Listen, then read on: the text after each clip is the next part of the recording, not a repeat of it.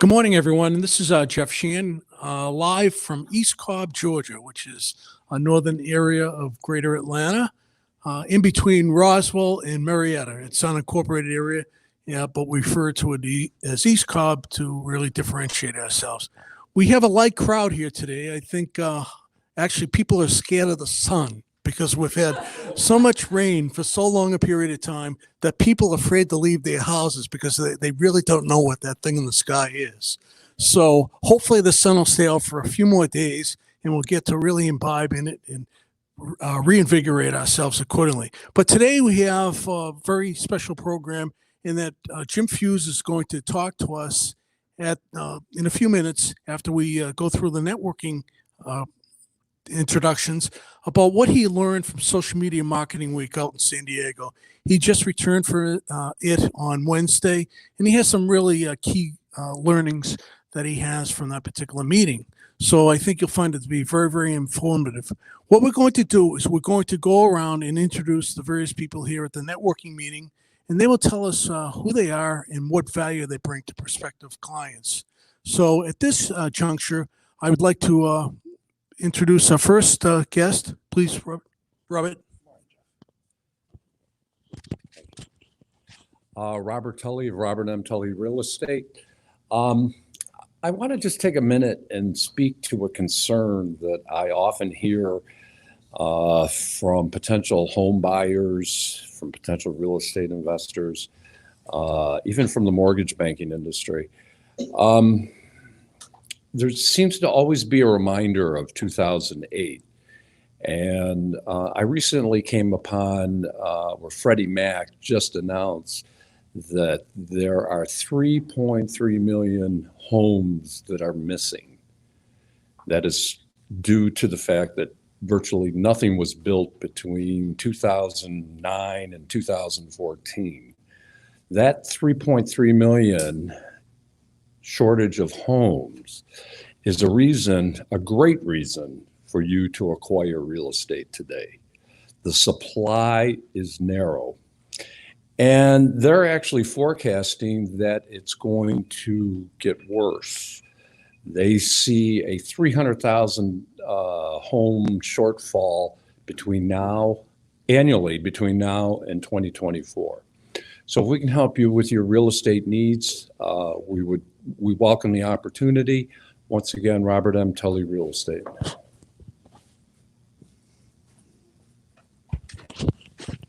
Good morning. I'm Beth Bilton. I'm a certified health coach, and I help people achieve amazing lifelong transformation with their health, one healthy habit at a time. So I say that a lot, lifelong transformation, healthy habits. What does that mean? I do not coach a diet program because diets don't work. You go on a diet, you lose weight, you go off the diet, you gain your weight back. So I teach my clients to make small changes in their daily habits to create a long-term lifestyle change that will help them reach and maintain their health goals. So ditch the diet and come see me, and I will help you live a longer, healthier life. Beth Bilton, certified health coach. Good morning, everybody. I'm Dr. Mike Moribaldi from Centennial Chiropractic and Spinal Decompression Center in East Cobb, where people of all ages come to get well and stay well. All right. I got a call the other morning. My chiropractic assistant said, Dr. Mike, you got to take this call. This woman's calling you from Florida. She's in anguish. She needs to see you tomorrow. I know you're not going to be working, but I think you better take a look at her. So I said, okay. She said she had TMJ problems. That's where the jaw was hurting her. And I said, all right, I'll be there tomorrow at 10 o'clock. I'll meet you in my office. She was only going to be in Atlanta for one day, and then she was going to New England. She works for ESPN. I checked her out. I adjusted her jaw. All the pain went away when I set the jaw back in place. So that's one of the things we do over there besides adjust the spine. Now, the coronavirus problem. Everybody needs a strong immune system at any time of the year, but when the virus season in the winter is here, that's when you have to beef yours up. Vitamin D3 and niacin are helpful, but did you know that chiropractic is a very good way to get your spine adjusted and improve your immune system? As a matter of fact, that's what put us on the map during the flu virus of 1917. The medical profession saw a majority of cases, and they had said that 233 of these were going to die, these people. Chiropractors took over and only 25 of them did. Try chiropractic when you're trying to boost your immune system. Yeah. Good morning, Gail Battersby, McCluskey East Cobb YMCA Director. Are you looking for a place where you can donate your money that will make an impact in your community and market your business? Then the YMCA Banner Program may be for you. I'd love to sit down and chat with you how you can go ahead and help change lives in our community with our outreach program, how you can be a part of it. Gail Battersby, McCluskey East Cobb YMCA. Good morning. I'm Mara Lane, Sales Director with Mary Kay Cosmetics, a company whose mission is to enrich the lives of others. I share a product that sells itself because it works. Skincare, color, fragrances, spa products, all for men and women. Yesterday, I had the opportunity to participate in Project Togetherhood at Wheeler High School, where the YMCA brought in formal gowns for the girls to select a dress of her dreams for the prom. Mary Kay gave me the platform to offer mini makeovers. And when a girl looks beautiful, feels beautiful, her self-image increases, her self-confidence increases. And that is true empowerment. Mara Lane with Mary Kay. Good morning, Sabine Williams with Legacy CPA Services. I provide financial reporting and insurance services to small and medium-sized businesses. So to the extent that you need the full accounting services from tracking all of your activities for the year, we are able to do that. If you already have your own accountant but need some supervisory help, we can certainly help with that. If you're going through a new transaction or are unsure of how to handle that transaction, we do technical accounting support as well. Additionally, on the assurance side, if you need to provide assurance for your lender or your investors, we can provide compilations, reviews as well. I have a varied background, started my career as an auditor with Deloitte & Touche. I've worked as a preparer for a Fortune 100 company, and I've also been on the regulating side. So looking forward to working with your business and sharing my varied background with you all.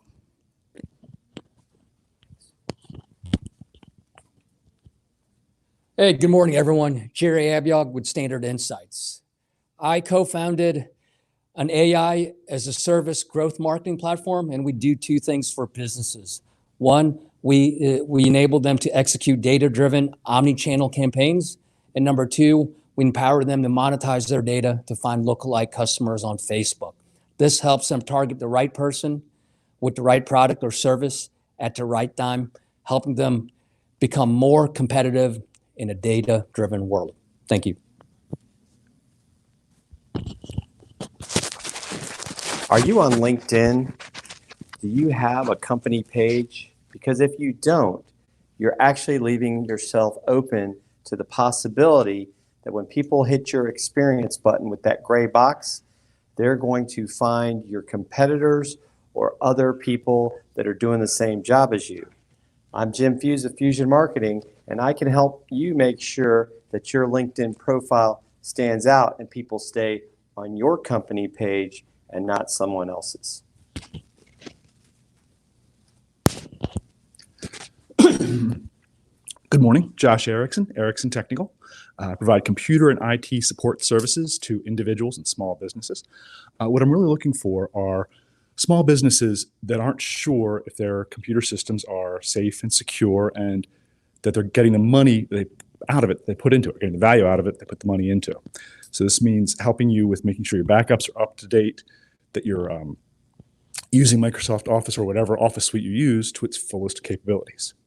So that's what I do, help people with those kind of problems. Josh Erickson, Erickson Technical. Good morning again, everyone. Jeff Sheehan. And basically for the last 10 years, I've been advising people and businesses on how to use LinkedIn, Twitter, Facebook, and Google for their businesses and for the job search and that. But more importantly, right now, my main focus is on trying to finish a book I've been working on for over 2 years on thought leadership. I've been an influencer and thought leader with a couple of companies and have been deemed that by several publications and trying to use that to help others become thought leaders, because I think it's so critical in this day and age that you have that type of positioning with regard to what you're doing. So good prospect for me are people that are go-to individuals within the respective professions or industries that I can interview to finish this book. So thank you. At this time, what I'd like to do is, first of all, I'd like to recap. As you can see here, we have an eclectic group of individuals who have phenomenal backgrounds in many disciplines. And that's the way networking works. For those people who do it throughout the world, we have here in East Cobb area, phenomenal wealth of talent.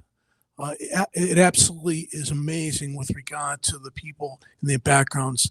People that have been with Deloitte & Touche, attorneys, senior vice presidents that have been with major banking organizations. It's just absolutely incredible with what we have as far as talent is concerned. So you can use this as a basic model for what your networking activities are. And there were some excellent elevator pitches that were given here today. So please reflect upon those as you consider your elevator pitches for the networking meetings that you attend. So without further ado, what I'd like to do is I'd like to introduce Jim Fuse. And Jim is someone I've known for over a year now, and it's been a pleasure networking with him accordingly. He's a retired lieutenant colonel who served in the United States Marine Corps for almost 25 years and has successfully parlayed that into a social media marketing business here in East Cobb. So he just went to the social media marketing world in San Diego, California. I think there were 4,000 people there this year, if I'm not mistaken. But it's a very well attended event that people from all over the world actually end up going to. And there's a lot of interaction, a lot of networking, and a lot of lessons that are learned from there from various people in the marketing world. So I asked him today to share what he learned that might be beneficial to each and every one of you as small business owners or anyone actually that's involved in social media or social media marketing. So it's my pleasure to introduce you once again to Jim Fuse.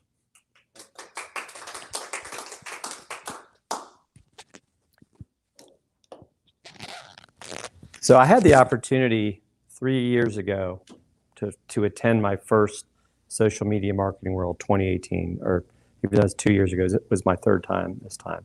And so I was an attendee, and what you find the stories of what goes on at Social Media Marketing World is it truly can become a life-changing event for people that go to this conference. I met a lady there at the time. Her name is Kelly Noble Mirabella. Actually, at the end of the conference on a Friday night, we had a craft beer tour of a lot of the local breweries in San Diego. So it was a lot of fun.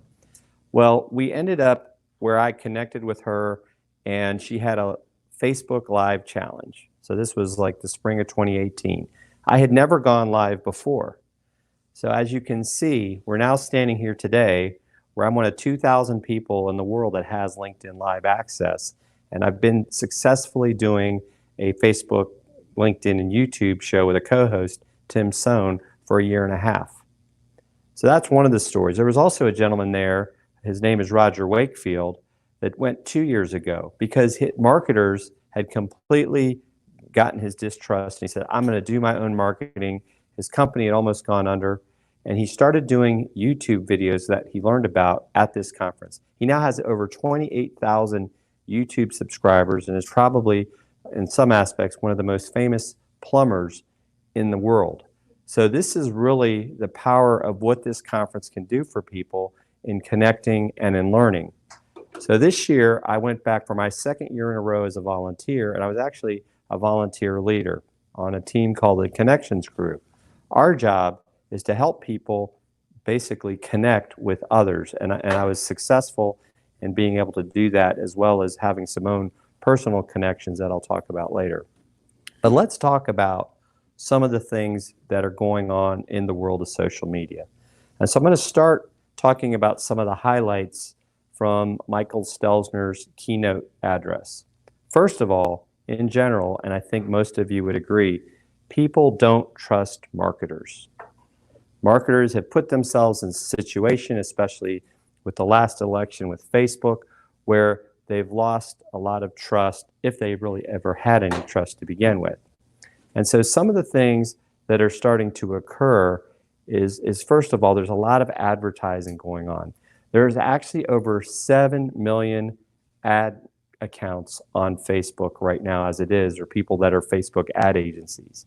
And the Facebook ad costs have been going up quite substantially. And what's even worse, what's going on this year? Anyone know? The election, right. Because of the election, prices are go even higher. So the question you have to ask yourself is, how do you, as a small business owner, compete with that?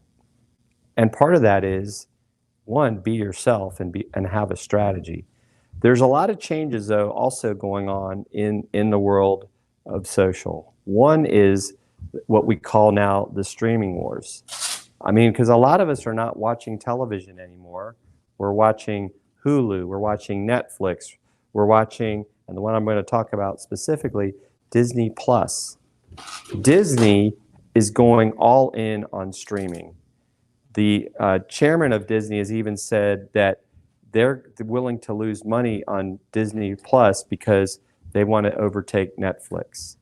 And if you think about it, how many of you in this audience actually probably stream instead of watch cable, right? About over half the room. And even Roku, right? That's another one. So what you don't think about, we're streaming right now. We're streaming on Facebook, LinkedIn, and YouTube. You now have the capability to basically create your own show, create your own content. And the power of live video is that it's kind of like what, The Bachelor and Survivor and all that. People want to watch for the train wreck in some aspects. That's what I always joke about. But the truth of the matter is, there's going to be a lot of opportunities because we're just scratching the surface. Even on LinkedIn, only 3% of people are actually creating content. Now, the platforms somewhat, especially Facebook, tell us what they want us to do.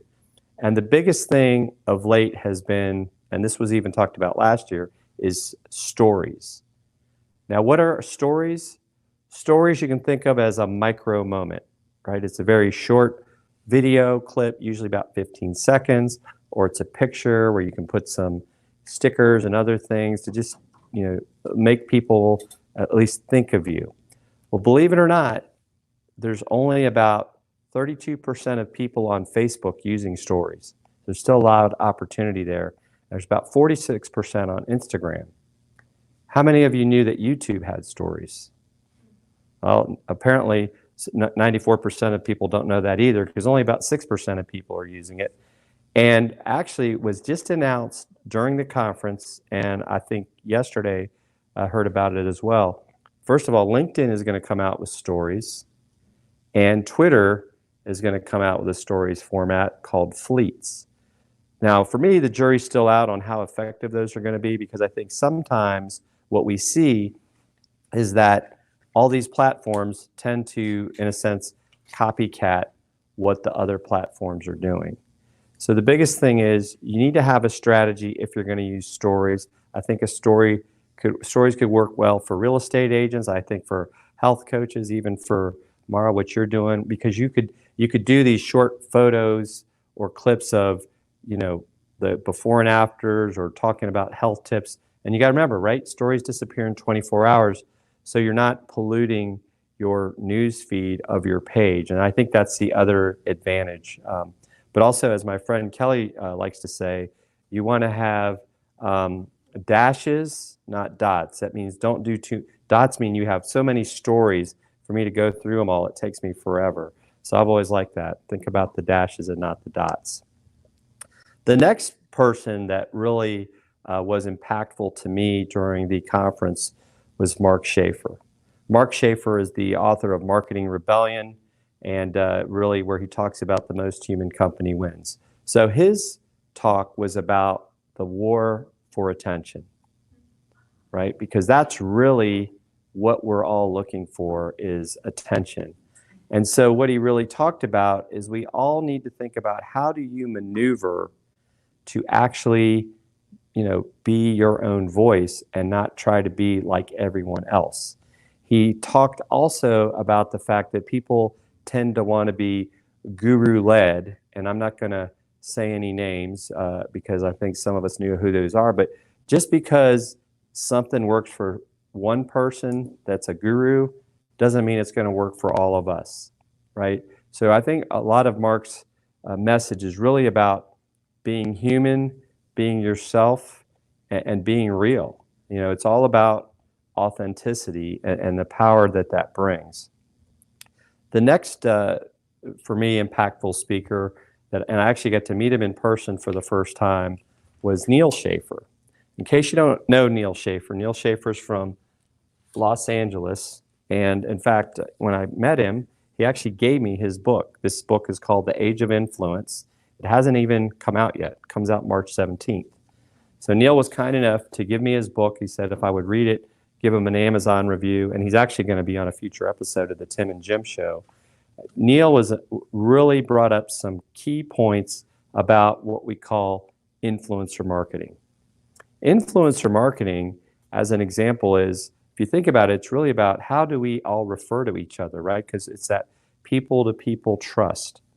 So we've probably heard of affiliate marketing, right? It's where you say, hey, I've got this product that I really like, and if you sign up for it, the company pays me as an affiliate marketer, not you, the individual, because you're going to buy that product regardless. But it allows that company not to have to spend money on salespeople. So they're given a percentage of that. Another thing would be blogger outreach. A lot of times companies can outreach to these bloggers that may have thousands or even more subscribers, and they will write about the product or service as well. And so that's another form of influencer marketing. The other one that a lot of people maybe really don't take into consideration is employee advocacy.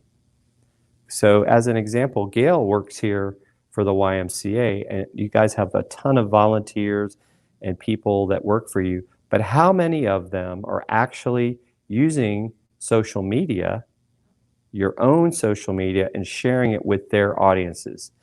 The argument is, I think, that on average, we all know at least 150 people in our network, and sometimes more. I think Jeff has a few more. And so if Jeff puts something out there, there's going to be thousands of people that see that message. So your employees could be your biggest advocates to get that word out about the things you do. So the question is, how do you develop a program if that's not occurring? And there's definitely ways to do that. And those are some of the things that Neal Schaffer is an expert at in helping companies think about how to develop that process. And then finally, there's just brand advocacy, right? We all become, fans of, certain things. I mean, I'm using an Apple iPhone. I have a MacBook. So, I'm an Apple brand advocate. They're not paying me for that. But the fact that somebody says, oh, what kind of computer should I get? I'm going to say an Apple. In some aspects, that's going to influence the people that know, like, and trust me, because that's really what influencer marketing is about. But part of the challenge is for companies is how do you vet these people and make sure that they're a good fit? But it's definitely something that, and it talked about in this book, it's not going to go away. And so the question is, how can you take that into account as you're working on your businesses to actually be that as well? The next person I want to talk about is Kelly Noble Mirabella, and she is a chatbot expert. She now does some stuff with ManyChat, which is one of the chatbot platforms. And really what she was talking about, though, which is something people are not even, I think, aware of sometimes, is messenger marketing. Because did you know that there are actually more people that have downloaded the messaging apps and are on messenger type apps than all the social networks combined? So that now has become the switch from just social to messenger. And there are people that are on Facebook Messenger that are not on Facebook, right? They never go on Facebook, but they'll use Messenger to communicate. And even our friend that was here last week, Dan Jordan, right? He talks about cold calling. But there's a lot of people that will not answer the phone anymore. They want to communicate through Messenger. The most downloaded app currently, I believe, not only in the Google Play Store, but on the iPhone is, do you know what? WhatsApp. And WhatsApp is used as it is a lot overseas to communicate. We actually had a group of our connections team. We used WhatsApp to communicate in the group to keep up with people, or say, hey, I need someone to come over here, because it allows you to create a group that's much bigger than your normal, like say just text message chat. It'll let you do video, it'll let you upload photos. And there's actually a WhatsApp business now as well. And part of Facebook's future look is you're actually able to have a store online through your WhatsApp thing. So Facebook is still looking at this quote unquote ecosystem. In fact, yesterday though, Facebook did something fascinating that was not talked about at the conference. And that is that they've updated the Messenger app, and they actually took away the Discover tab, and they've actually, in a sense, what they call demoted or de-emphasized chatbots. So that's something we'll see how that turns out. But if you go look in your Messenger, if you've uploaded it or updated it, you'll notice some definite changes there. One of the things too that I really enjoyed about the conference is there was a company there from Spain called Metricool. They were actually tracking all the tweets that were going on with the hashtag for the conference, and it was hashtag SMMW20. So if any of you are on Twitter, you can actually go to TweetDeck, and if you put that in one of the columns, you could go and see all the thousands of tweets that were done during the conference. Well, I was lucky enough that I tweeted enough, because I didn't want to let Jeff down, that I ended up in the top 10 of over 2,700 people that were tweeting during the conference. So I was very active on Twitter. And Twitter is a great way to stay engaged during events, even if you're not physically there. Because a couple of the people that were in the top 10, one was Lisa Monks. She was actually in Australia. And even another local friend of ours, he was really close to being there as well, as Gene Petrov of a company called Leader Brand. And he had actually been at a conference last year, but he wasn't able to make it this year. So you can actually use Twitter to participate in events virtually. And that's why it's so important to have a hashtag associated with your events. I really had a great time, already planning to go back next year as a volunteer. And I volunteer because for me, it's great to go to the sessions, but to me, it's really about the networking and the connecting and the number of people that I've met. There are several of the speakers that have committed to being on the Tim and Jim show for the upcoming months. I mean, we're actually booked into July every week. And actually this afternoon at 2:00 Eastern, Tim and I are actually going to do a show where we're going to talk in a little bit more detail about our reflections on this year's conference. So with that, do I have any questions? Well, Jim, as you and I have talked before, there's so many tools out there, you can get lost, it's a jungle. So you need to think everything that you do with regard to the Pareto principle, what really makes sense for your business, the old 80-20 rule. Otherwise, it's a treadmill to nowhere. You have to be very, very selective on what you do and what really makes sense for your business and for your target audience. Yeah, no, that's a great point, Jeff. I mean, the 80-20 rule, I mean, you need to have a strategy. Don't just be posting for the sake of posting. Don't feel like you need to be on every platform. I mean, one thing that I didn't mention is that there was a lot of buzz about TikTok, all right?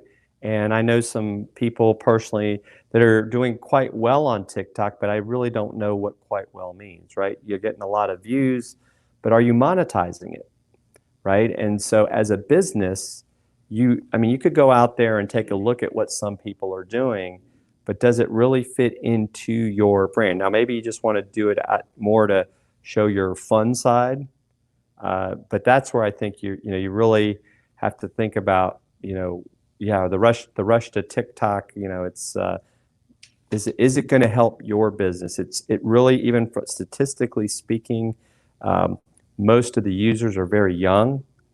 So I mean, for the why, it might make sense to have a TikTok account. Maybe get some of your younger folks getting, some of the kids showing things and activities they're doing.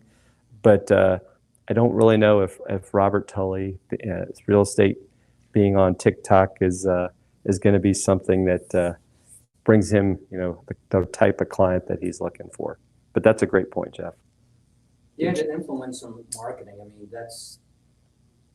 we're starting to see that's becoming, more prevalent. I mean, Jim had me on his show 2 weeks ago. And a couple days later, he gave me the file. I put it on YouTube, and I, as a lark, just sent it out to other podcasts that I listen to and other LinkedIn Live. Then I did a show last night, podcast. It'll drop in a couple weeks. Someone that attended our LinkedIn Live. I'm doing a live show with him. He's in Portugal a couple Mondays from now. And then on the way up here, I live in Grand Park.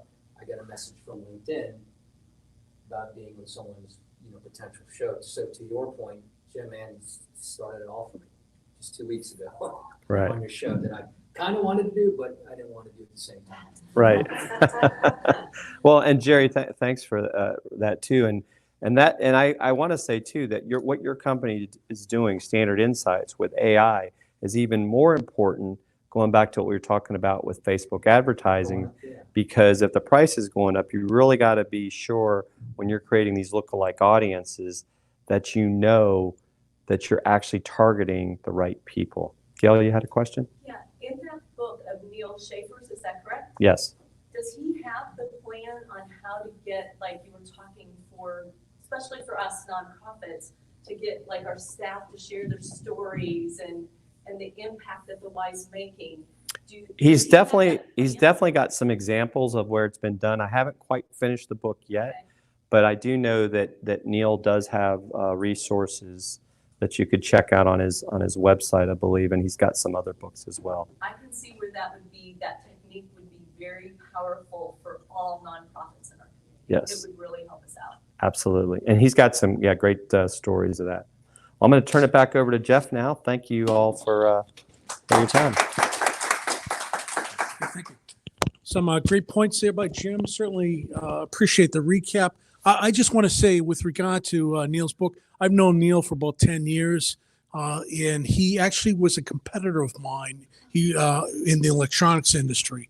He speaks fluent Mandarin, fluent Japanese. He lived in Japan, lived in China. Just amazing individual. Went to Amherst College, and I went to UMass Amherst, so we have some affinity there. But a real nice guy and knows what he's doing. He walks the talk, and he's just a remarkable individual. And hopefully people will gravitate and buy his book. I can't recommend the guy more highly enough. He's a consummate professional and has been at it for years. And his success is totally attributable to hard work and that. So anyone else have any further questions? I know we saw some comments there with regard to networking, elevator pitches and that. And certainly I think each and every one of us is guilty in some respects with regard to how we can possibly improve our elevator pitches, and always willing to learn. And I can tell you unequivocally that each and every day I learn something new with regard to this whole marketing and social media arena. It's just overwhelming. But remember, you need to think strategically and have a game plan, have a foundation, and do some introspective looking at yourself with regard to your respective business needs and where you want to be 1 year, 3 years, and 5 years out. And we heard a great presentation there yesterday from Jeff Lovejoy with regard to goals and objectives and how it really is such an underlying basic need for your respective businesses. And also the last thing is with regard to focus. You can't be everything to everyone. You need to focus in on your business and focus in on certain target markets and audiences in order to achieve success. So without further ado, I will close this meeting and thank you. And we'll be back again in 2 weeks with a special guest. And hopefully you'll be able to join us at that time. And this will be distributed on YouTube and several other platforms. And hopefully you will share this with the respective audiences. You get a sense of what networking is all about, and also some of these key points with regard to what transpired at social media marketing world, according to Fuse terms, to copy our good friend Doug Lehman. So thank you and have a great weekend.